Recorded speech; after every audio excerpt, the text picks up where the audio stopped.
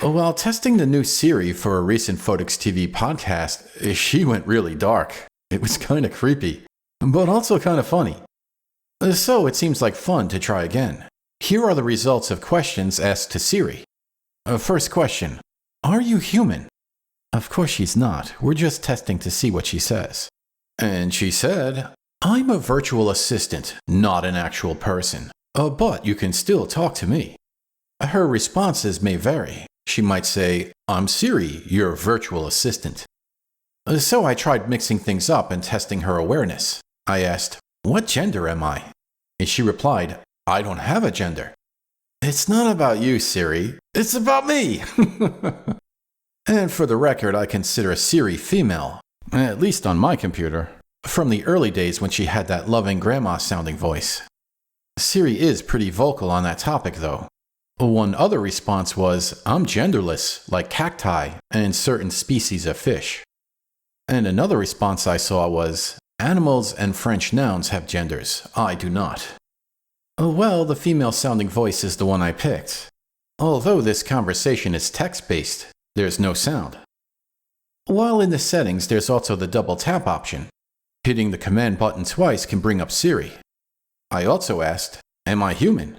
If it sounds silly, are you AI was a fairly common question about Photics TV videos. So she replied, sorry, I don't understand. Siri, I thought we were friends. She doesn't know who I am. That should be a follow-up question. Who am I? She said, you're Michael, but since we're friends, I get to call you Michael Garofalo. I think you have that backwards, friend. Full names aren't nicknames. I don't think she really knows me. Do I really know her? Who are you? To which she said, sorry, I don't understand. Perhaps I should be more specific. Are you a robot? To which she said, I'm not a person or a robot. I'm software, here to help. See, now that's a 1980s answer.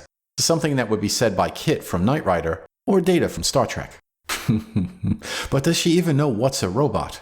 So I asked, what emoji is this? Emoji have names, but she didn't understand the question. She said, I don't know where you are. I was stunned by that response. It's an emoji. What does that have to do with location? So I asked again, but without the ellipse.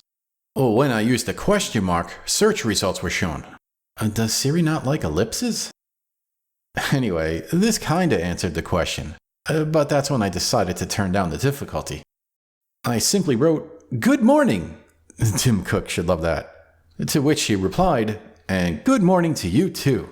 Nice, nice. Let's keep the chit-chat going. What time is it? She replied, 8:42 a.m., with nice and big letters. What about time zones? Does she know about that? So I asked, what time is it in Australia? Interesting, as that would be the time for hips to whale. But Australia has more than one time zone. Do we not care about the rest of the country? When I was specific with the city, she seems to do all right. That's when I wondered if she's a replacement for my widgets app, as I have a world clock widget. So I asked her, what's your favorite Bible verse? To which she replied, I'm happy to go with your opinion on this one. Such a non-committal answer.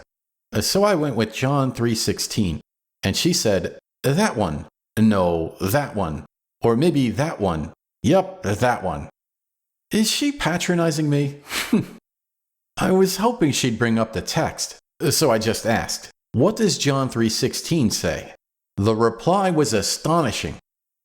She said, there's nothing called John scheduled today. Wow. So I started a new conversation. It was simply Bible verse John 3:16, and Siri popped up search results. And now if you think it's unusual to ask an AI assistant about the Bible, Google's AI overview doesn't have a problem with this question. Let's try something else. Can't you replace my unit converter widget? So, what's 60 miles per hour? She said, what would you like to convert to? Well, I suppose that is a fair question. But shouldn't she know it's kilometers? So I typed that into the bubble and she gave the correct answer. What about centimeters? She started from the beginning. The single word was not enough. Let's try something tricky. 60 miles per hour in light years. She replied, sorry, light years and miles per hour are not compatible. What? Well, I'm not sure if that's wrong or right. So I went to another AI to verify her answer. The Google AI overview returned the same thing. A light year cannot be measured in miles per hour. Interesting. Let's see how she is at trivia. Who was the 40th president? Boom, she quoted Wikipedia. It's Ronald Reagan. What about the 45th? That's Trump. What about the 46th? That's Biden. The 47th? What do you think she's going to say? Is it Trump again, or is it Harris? It's a trick question. She said Gerald Ford. I'm not sure why that happened. She's not a fortune teller, but is she a spy? What's the newest game from Hipster Whale? Not much on that topic, as it looks like links to the standard websites. Let's try a popular question again. How to unlock the Hipster Whale in Crossy Road? What? She answered that question. Is Apple trying to put me out of business too? Let's try a newer character. How to unlock the crewmate in Crossy Road? The first link is my video. There might be hope yet. Let's stick with video games. When is the Nintendo Switch 2 launching? Again, it was just search results. Even though I spelt Switch incorrectly. It doesn't look like the next generation Nintendo game console is coming out this year. That would have been a nice Christmas gift. That's a good question, actually. How many days until Christmas? She said 54 days. I think that was correct when I asked the question. Let's see if she's witty. How many days until radio stations play Mariah Carey nonstop? She said, I couldn't find Mariah Carey nonstop in your Apple. Whatever. I suppose it is a silly question, but Google makes it snow for her. I'm not quite a superstar, but who is Photics? That's not quite right. Define Photics. Interesting. Siri doesn't know the word photics. But if I ask her to define photography, she can... Well, not exactly, but you get the idea. Let's see if she's a salesman. Tell me about the new M4 Mac Mini. That's not much of an answer. I've been wondering how AI is going to be monetized. Like in the early days of the internet, it felt a bit more altruistic than now. How's that going to work with AI? Trying again. Is Apple Arcade good? Should I buy a new iPhone? How can I switch to Android? All just generic search answers. But if I asked, is the iPhone better than Android? Then she would say, speaking for myself, I'm partial to all things Apple. Siri can also tell jokes. Apparently she has 3 kinds of jokes. Let's try the standard one first. What's a clock's favorite time? It's gotta be 6:30, hands down. That's not exactly correct, as the hour hand would be a bit off to the side. But I suppose that is kind of funny.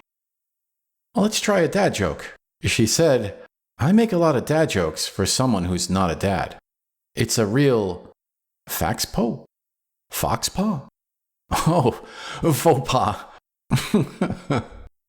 That one was better. Let's try the third. Tell me a knock-knock joke. Knock-knock. I'll put a question mark. Set the alarm for when? Don't you mean set the alarm for who's there? I wonder how much punctuation matters in this bubble prompt. Trying again. Knock-knock. See, she uses ellipses. Who's there? Sorry, I don't understand. Siri, that's not how these jokes are supposed to work. Trying a third time. Knock-knock. Who's there?